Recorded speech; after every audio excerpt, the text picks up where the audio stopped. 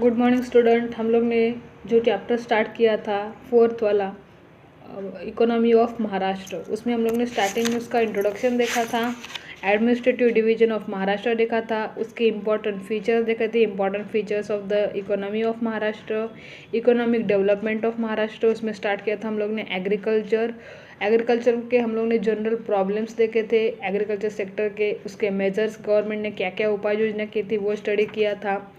Next हम लोग ने स्टार्ट किया था इंडस्ट्रियल सेक्टर। इंडस्ट्रियल सेक्टर में हम लोग ने देखा था इंडस्ट्री का क्या है महाराष्ट्र में, उसका क्या पोजीशन है, वो टॉप पोजीशन पे है। फॉरेन डायरेक्ट इन्वेस्टमेंट देखा था।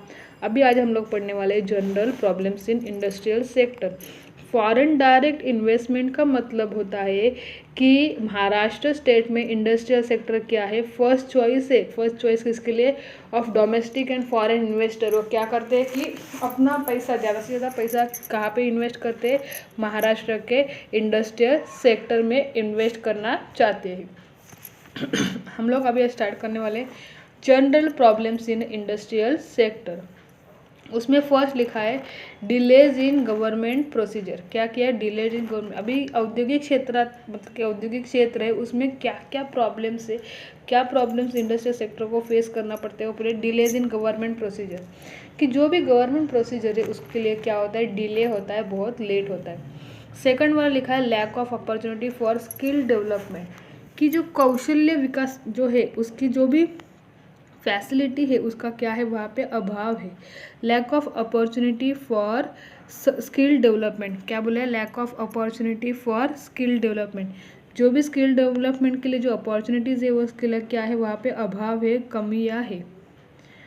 बाद में बोला है lack of update technology.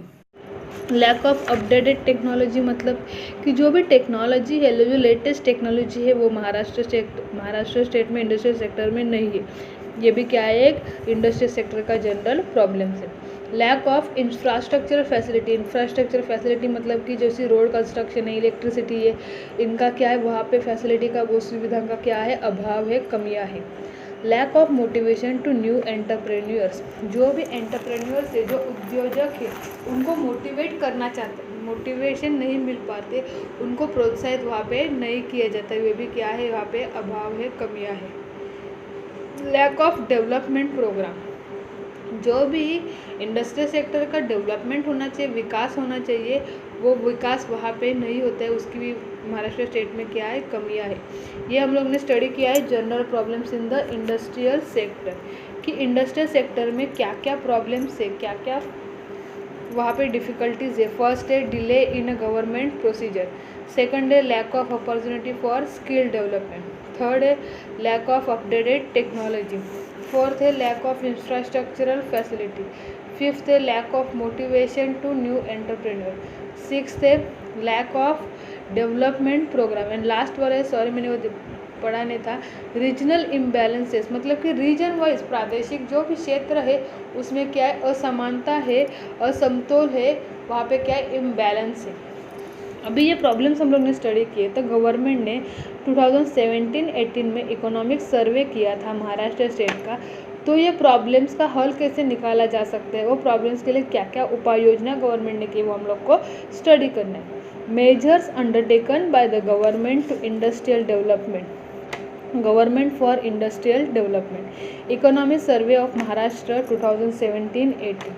Measures undertaken, major मतलब कि उपाय योजना गवर्नमेंट ने किसके लिए किया, इंडस्ट्रियल डेवलपमेंट के लिए, औद्योगिक विकास होने के लिए। Economic survey of Maharashtra 2017-18।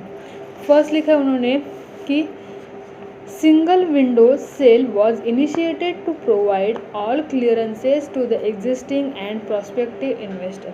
Single window मतलब कि जो एक खिड़की योजना होती है वो स्टार्ट की गई, इनिशिएटेड के टू प्रोवाइड, किसके लिए? Provide all clearance to the existing prospective investor. जो इन्वेस्टर्स है वो इन्वेस्टर को क्या किया जाता है, उनके लिए उन्होंने स्टार्ट की, क्या स्टार्ट की, एक सिंगल विंडो योजना या सिंगल विंडो पॉलिसी स्टार्ट की गवर्नमेंट ने, कि वो इन्वेस्टर क्या कर सके, डायरेक्टली इंडस्ट्रियल सेक्टर में अपना पैसा इन्वेस्ट कर सके। सेकंड वाला उन्होंने बोला है Maharashtra industry Trade and Investment Facilitation Cell was introduced to provide online consultation information about the investment process.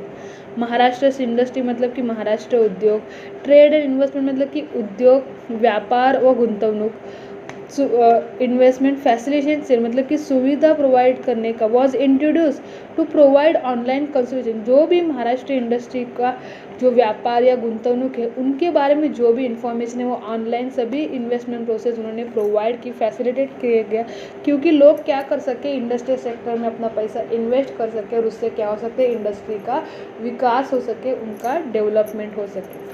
इसके लिए उसका इन्फॉर्मेशन कहाँ पे दिया गया, ऑनलाइन तरीके से दिया, उसका पूरा प्रोसेसिंग तरह से होता है, ऑनलाइन तरीके से होता है। ये क्या है, गवर्नमेंट ने मेजर्स किए, उपाय योजना की, क्योंकि क्या हो सके, इंडस्ट्रियल सेक्टर का विकास हो सके, डेवलपमेंट हो सके, इसके लिए गवर्नमेंट ने क्या किया है, स्टार्ट किया है। बाद में हम लोग को थर्ड वाला बोला है, awards for export performance, space rent subsidies are provided to small scale industry. Awards for export performance, space range subsidies are provided to small scale industry to encourage participation in international exhibition. Awards किसके लिए, export performance, export मतलब कि अंतर्राष्ट्रीय जो भी निर्यात करते हैं, जो भी एक्सपोर्ट परफॉर्मेंस है उसको बढ़ाने के लिए क्या बोला है, to encourage participate in international exhibition, जो अंतर्राष्ट्रीय प्रदर्शन है उसके लिए सहभाग बढ़ाने के लिए इंडस्ट्रियल सेक्टर का उसका पार्टिसिपेशन इंक्रीज करने के लिए जो भी हम लोग एक्सपोर्ट परफॉर्मेंस करते हैं, एक्सपोर्ट प्रोत्साहन करते हैं वो, और दूसरा क्या बोला है, स्पेस रेंट सब्सिडी, स्पेस मतलब कि उनको जगह अवेलेबल करके देखे, रेंट सब्सिडी मतलब कि जो भाड़े से रेंट दे के जो भी स्पेस उन्हें अवेलेबल करके, तो उसके लिए क्या करना है, अवार्ड फंक्शन मिला है, किसके लिए, क्योंकि अंतर्राष्ट्रीय एग्जीबिशन है, अंतर्राष्ट्रीय इंटरनेशनल एग्जीबिशन से उसमें एक्सपोर्ट परफॉर्मेंस के लिए, एक्सपोर्ट मतलब कि जो एक्सपोर्ट इंक्रीज होने के लिए उन्होंने क्या है, रेंट सब्सिडीज़ अवेलेबल करके दिए, किसने, गवर्नमेंट ने, क्योंकि जो महाराष्ट्र की इंडस्ट्रीज़ हैं वो अपना प्रोडक्ट इंटरनेशनल लेवल पे जाके क्या कर सके, सेल कर सके, इंटरनेशनल मार्केट में उनके प्रोडक्ट के लिए क्या मिलेगा, उनको ज़्यादा प्राइस मिलेगा, उससे उनका ज़्यादा क्या हो सकता है, प्रॉफिट हो सकता है। इसके लिए उन्होंने क्या किया है कि गवर्नमेंट ने उन्हें क्या किया, rent subsidies available, space rent subsidies available करके जो भी इंटरनेशनल मार्केट का एग्जीबिशन है वहाँ पे अपना प्रोडक्ट वो सेल कर सके। फोर्थ वाला उन्होंने बोला है, creation of special economic zones to boost industrial growth. Special मतलब कि इकोनॉमिक जोन, जो छोटे उद्योग है, लघु उद्योग है, उनका डेवलपमेंट करने के लिए उन्होंने क्या किया, बूस्ट इंडस्ट्रियल ग्रोथ क्रिएट किया है, स्थापित किया गया है। लास्ट वाला उन्होंने बोला है, Maharashtra state industrial cluster development program is being implemented all over the state to develop small medium and micro enterprises. क्या बोला है, महाराष्ट्र राज्य औद्योगिक समूह विकास कार्यक्रम, ये किसके लिए, Maharashtra state industrial cluster development program मतलब कि उनका विकास होने के लिए उन्होंने implemented all over the state, पूरे महाराष्ट्र स्टेट को डेवलप करने के लिए small medium and micro enterprises का उन्होंने क्या किया है, स्टार्ट किया गया है, उनको उन्होंने क्या किया है, प्रोत्साहित करने के लिए, स्मॉल इंडस्ट्री सेक्टर को डेवलप करने के लिए उन्होंने क्या बनाया है, Maharashtra state industrial cluster development program. उससे क्या कर सकते हैं, जो छोटे उद्योग है, जो छोटा इंडस्ट्री सेक्टर है वो क्या हो सके, वहाँ पे अपना विकास कर सके। ये हम लोग ने देखा था इंडस्ट्रियल सेक्टर के उनके जनरल प्रॉब्लम स्टडी के, और उसके बाद उन्होंने क्या किया, मेजर स्टडी किया।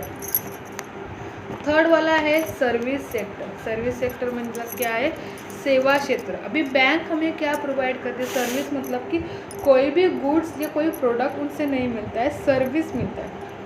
बैंक कोई प्रोडक्ट हमें सेल करती है क्या, नहीं, बैंक क्या प्रोवाइड करते हैं, सर्विस प्रोवाइड करते हैं। डॉक्टर कोई चीज़ हमें बेचता है क्या, डॉक्टर क्या करता है, वो हमें सर्विस प्रोवाइड करता है। टीचर आपको पढ़ाती है तो टीचर आपको क्या प्रोवाइड करते हैं, सर्विस सेक्टर। अभी हम लोग को सर्विस सेक्टर के बारे में स्टडी करना है। Service sector consist of insurance, tourism, retail banking, education and social services. मैंने आपको पहले ही बोला है सर्विस सेक्टर में क्या क्या आता है, इंश्योरेंस आता है, टूरिज्म मतलब कि जो हम लोग नए प्लेस को विजिट देते हैं उनके बारे में जानकारी प्राप्त करते हैं उसको हम लोग बोलते हैं tourism. Retail banking, banking education मैंने आपको वही बोला, टीचर पढ़ाती है। सोशल सर्विस, सोशल सर्विस है। Service sector include provision of services to business as well as final consumer. उन्होंने क्या बोला है कि सर्विस सेक्टर में क्या आता है, प्रोविजन ऑफ सर्विसेज की डायरेक्टली सर्विसेज प्रोवाइड करने टू बिजनेस को as well as direct final consumer. अभी जो प्रोडक्ट है समझे कोलगेट है, कोलगेट की कंपनी वो कोलगेट बनाती है, उसके ऊपर प्रोसेसिंग करती है, अपने कंपनी में बनाती है, उसके द्वारा वो कहाँ पे जाती है कि मैन्युफैक्चर के द्वारा होलसेलर के पास जाते हैं, होलसेलर के पास फिर रिटेलर के पास जाते हैं, रिटेलर के पास से हम लोग क्या करते हैं दुकान में जाके परचेस करते हैं। मतलब कि किसके पास जाती है, वो दुकान वाला वो टूथपेस्ट यूज़ करता है क्या, नहीं, वो क्या कर रहा है सबको सेल कर रहा है, बाद में वो यूज़ करेगा तो डायरेक्टली किसके पास जाती है, फाइनल कंज्यूमर के पास जाती है। Service sector is the largest employment generating and fastest growing sector of the economy. Service sector से बहुत सारे लोगों को रोजगार उपलब्ध होता है। Largest employment generating and fastest growing sector of the economy. The contribution of service sector to the gross state domestic product has been the highest compared to the other sector in the economy। क्या बोला उन्होंने कि service sector का बहुत बड़ा contribution है gross state domestic product के लिए, उसके लिए हाईएस्ट है, हाईएस्ट सेक्टर है इन द इकोनॉमी। अर्थशास्त्र अर्थव्यवस्था में उसका हाईएस्ट इकोनॉमी है। इट वाज 54 पॉइंट कितना है 54.5% ड्यूरिंग 1718। जो इकोनॉमिक सर्वे हुआ था 1718 का, तो ओनली सर्विस सेक्टर का कंट्रीब्यूशन कितना है 54.5% है।